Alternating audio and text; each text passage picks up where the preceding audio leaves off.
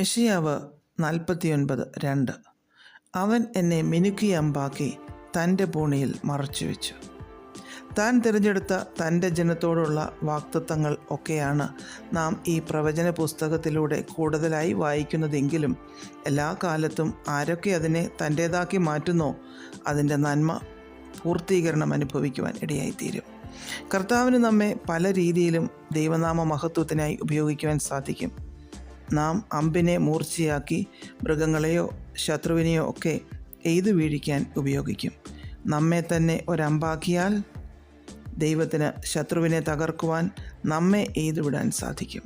ആത്മാവിൻ്റെ മൂർച്ചയിൽ ശത്രുവിനെ ശക്തിയോടെ എതിർത്ത് നിൽക്കുവാൻ, അവനെ തോൽപ്പിക്കാനും നാം തയ്യാറായാൽ ദൈവം നമ്മെ തക്ക സമയത്ത് തക്കയിടത്ത് ശക്തിയോടെ മൂർച്ചയോടെ ഉപയോഗിക്കും.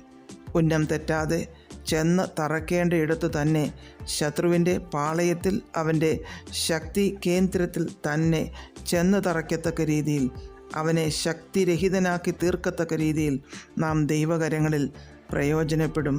നമുക്കതിനായി കർത്തൃകരങ്ങളിൽ ഏൽപ്പിച്ചു കൊടുക്കാം. പുറപ്പാട് 4:2 യഹോവ അവനോട് നിൻ്റെ കയ്യിലിരിക്കുന്നത് എന്ത് എന്ന് ചോദിച്ചു. ഒരു വടി എന്ന് അവൻ പറഞ്ഞു എന്ന് നാം വായിക്കുന്നു. മോശ തൻ്റെ അമ്മായിയപ്പൻ്റെ ആടുകളെ മേയിച്ചു കൊണ്ടിരുന്ന സമയത്താണ് ദൈവം മോശയെ പ്രത്യേക ദൗത്യത്തിനായി വിളിക്കുന്നത്. മോശയുടെ കയ്യിലിരുന്ന വടി ഒരു പ്രത്യേക ശക്തിയോ സിദ്ധിയോ ഒന്നുമുള്ളതായിരുന്നില്ല.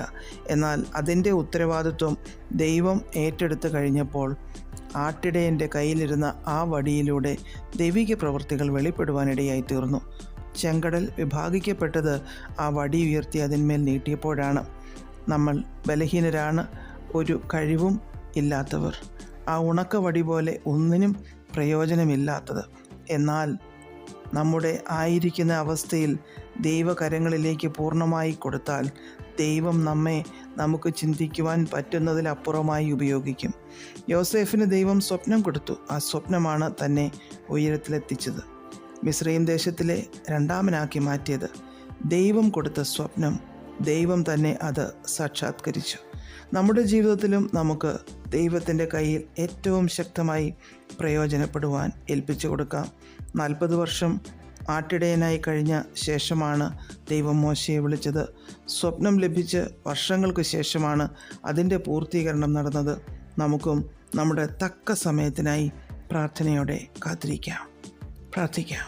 പ്രിയപിതാവേ, അങ്ങയുടെ ഹിതത്തിനായി ഞങ്ങളുടെ ജീവിതങ്ങളെ ഏൽപ്പിച്ചു തരുന്നു. യേശുക്രിസ്തുവിൻ്റെ നാമത്തിൽ ആമേൻ. God bless us all.